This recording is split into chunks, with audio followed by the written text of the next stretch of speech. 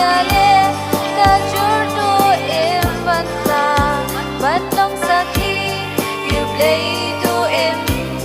ha cả jing shisha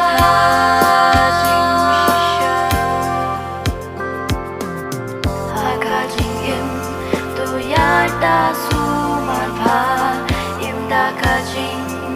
shisha wat bakla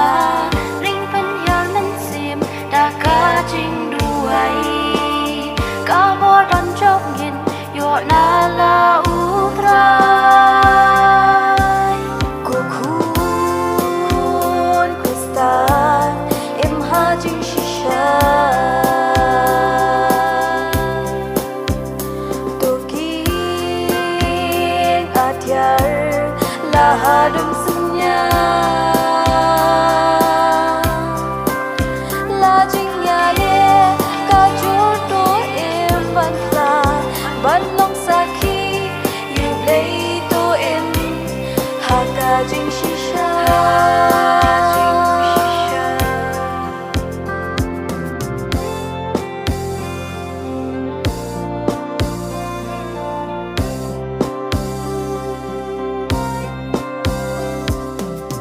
wat dang kim rao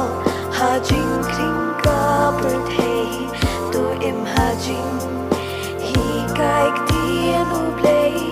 wat ya tak la ha nan ti jing bom ban bat kem jing hi kai jing shisha kan sam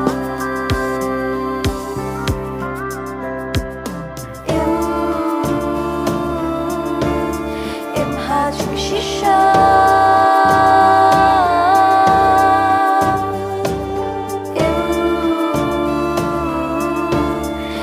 ha jing shisha ya u play ban pla em ha jing shisha